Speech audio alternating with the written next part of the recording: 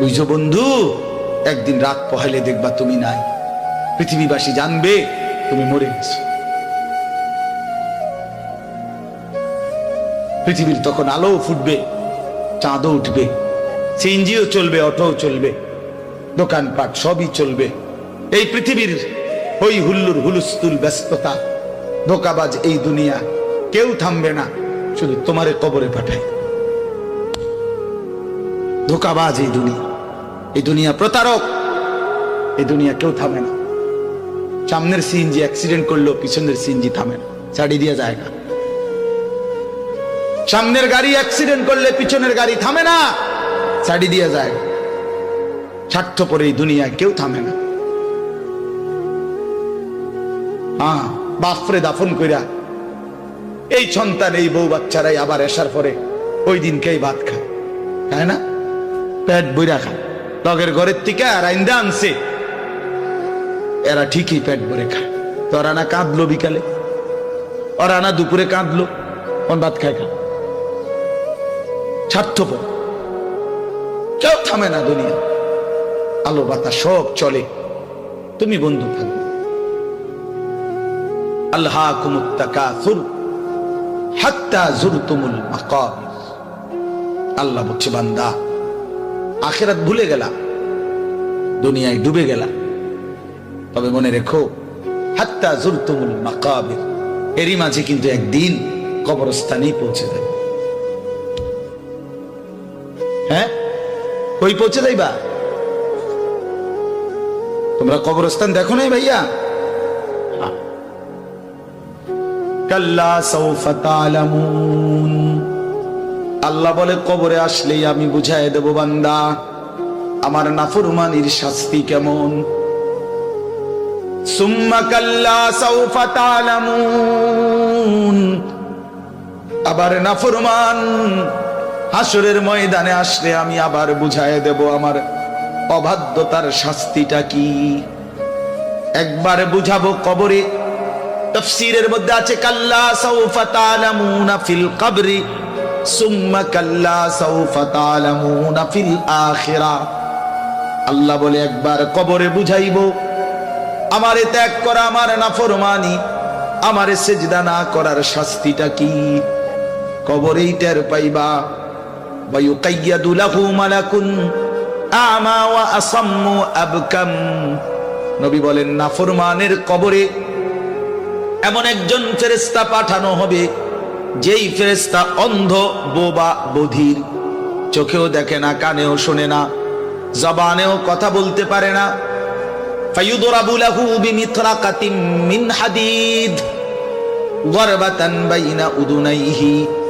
আল্লাহর নবী বলেন, ওই ফেরেশতা ওই নাফরমান পাপীকে লোহার হাতুড়ি মুগুর দিয়ে দুই কান বরাবর এমন জোরে আঘাত মারবে, ফায়াসিহু সাইহাতান ইয়াসমাউহা মান ইয়ালিহি ইল্লা তাকালাইন। নবী বলেন, নাফরমান এত জোরে চিৎকার করবে, মানুষ এবং জিন ব্যতীত আল্লাহর সব সৃষ্টি শুনবে।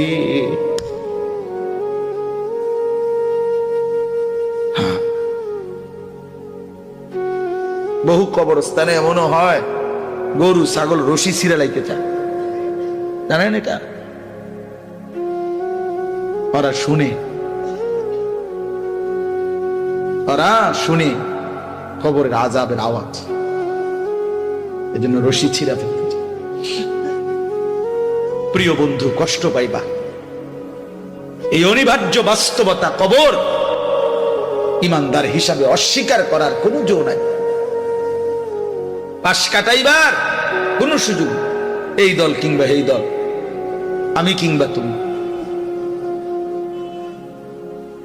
কেহই অনিবার্য এই সত্য, চিরন্তন এই বাস্তবতা, নিদারুণ এই সত্য, কবর, আখিরাত, মৃত্যু, এটাকে পাশ কাটাবার সুযোগ নাই। অতএব আমি অনেক নওজোয়ান, তোমরা মাশাআল্লাহ এই ভালোবাসা কি দিয়া মূল্যায়ন করে, এই মহব্বত আল্লাহর জন্য। তাইলে যেহেতু তোমরা পছন্দ করে ভালোবেসে আল্লাহর জন্যই আসছো, আল্লাহর কথা শুনবার জন্যই আসছো। আমি অনুরোধ করি তোমরা আরেকটু আগাও। যেহেতু আল্লাহকেই ভালোবাসো, আল্লাহর কথাই শুনতে চাইছো, আল্লাহর জন্যই বসছো ভাইয়া, দাঁড়াইছো, তো আর একটু হিম্মত করে সেজদা দিয়া দাও। মালিকের সেজদা দাও, ঠকবা না। আল্লাহরে সেজদা দিয়ে কেউ ঠকে না, আল্লাহর গোলামি করে কেউ ঠকে না। প্রিয় ভাই, নষ্ট হইও না। প্রিয় সন্তান আমার, নষ্ট হইও না। প্রিয় যুবক আমার, নষ্ট হইও না। মুসলমানের কিশোর, তরুণ, নওজোয়ান, আগামীর ইসলামের পতাকা তুমি হাতে নিও। আগামীর কালেমার পতাকা তোমার হাতে। সারা পৃথিবীতে ইমানদারের বিজয় হবে, হচ্ছে।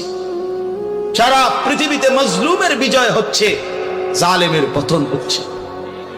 কোথাও সারা পৃথিবীতেই জালেম থরথর করে কাঁপতেছে। হ্যাঁ, সারা পৃথিবীর বাস্তবতা, শুধু বাংলাদেশ আর সিরিয়া না। দুই জালেম তো চলে গেছে, বাকি জালেমরাও বেডিং পত্র গুছায় ফেলছে। 5 আগস্টের জালেম ভাগছে, 8 ডিসেম্বরে সিরিয়ার বাশার আল আসাদ নামে আরেক জালেম ভাগছে। বাকি জালেমরাও গাট্টি বস্তা গইলা লাইছে, ওরাও ভাগবে। ইসরায়েলের ওই বেঈমান কুত্তা নেতানিয়াহু অয় পালাইবে, অয় পালা। বার্মার বেঈমান ওরাও পালাবে, ইন্ডিয়ার বেঈমানও পালাবে। কোন সন্দেহ, বিজয় ইমানদারের হবে ইনশাআল্লাহ। ইনশাআল্লাহ, ইনশাআল্লাহ কালেমার বিজয় হবে। আমি না থাকলে সমস্যা নাই, আমি শহীদ হয়ে গেলে কোনো অসুবিধা নাই, আমার মতো হাজার লাখ শহীদ হলে কোনো অসুবিধা নাই, কিন্তু বিজয় ইমানদারের হবে। কোন ষড়যন্ত্র বাংলাদেশে বাস্তবায়ন হবে না। ইসকন লীগ দিয়েও ষড়যন্ত্র বাস্তবায়ন হবে না, সাদ লীগ দিয়েও ষড়যন্ত্র বাস্তবায়ন হবে না। এই ভণ্ড মুখোশধারী ছদ্মবেশী এক মুনাফিক সাদ নামের এক ব্যক্তিকে দিয়ে সারা পৃথিবীর ইমানদার মুসলমানকে বরবাদ করার জন্য নতুন ষড়যন্ত্রের খেলা চলছে। এই ষড়যন্ত্র বাংলাদেশে বাস্তবায়ন হবে না।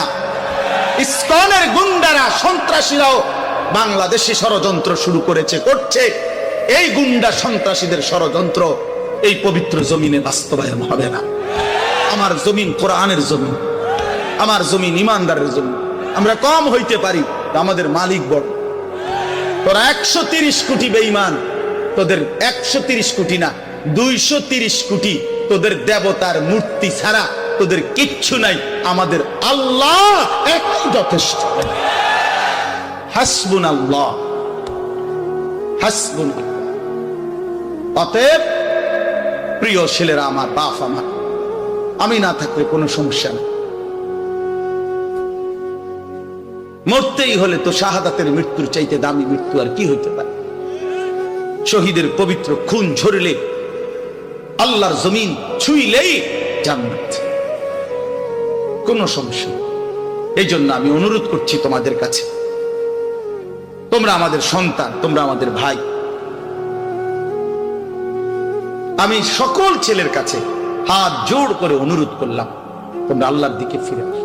গুনার মধ্যে শান্তি নেই, নারীর ছবির মধ্যে, অশ্লীল দৃশ্যের মধ্যে, উলঙ্গ দৃশ্যের মধ্যে প্রিয় ভাই সুখ হয়। আল্লাহ তাআলা কোরআনে বলছে, চরিত্রহীন পুরুষকে আল্লাহ বলছে খবিস। খোদার কসম, সূরা নূরের মধ্যে চরিত্রহীন পুরুষকে আল্লাহ বলছে খবিস, চরিত্রহীন নারীকে আল্লাহ বলছে খবিসাত, খবিস। আল্লাহ বলছে, ওয়াদা দিছে, আল্লাহর ওয়াদা ভুল হয় না। আল্লাহ বলছে, তোরা পুরুষ যারা চরিত্রহীন, তোদের বউ মিলবে চরিত্রহীন। তোরা মহিলা যারা, মেয়ে যারা চরিত্রহীন, তোদের স্বামী মিলবে চরিত্রহীন। তখন বুঝবো মানুষের বেডি সাউন আর ঘরের বেডি 2 নম্বর। হ্যাঁ, টের পাইবা কয় দিনে রাত যায়, কয় দিনে দিন যায়। মাস 24 দিনে শেষ হয়ে যাবে, 30 দিন আর লাগবে। হ্যাঁ হ্যাঁ, এমনিতে তো মোবাইলের বেডি, রাস্তার নর্তকী, হ্যাঁ, অবৈধ প্রেমিকা, হ্যাঁ, ওর সব কিছু ফরমালিন, ধোকা। কিন্তু স্ত্রী যদি কারো, বিবাহিত স্ত্রী যদি 2 নম্বর হয়, চরিত্রহীন হয়, পরকীয়ায় আসক্ত হয়, তখন বুঝবা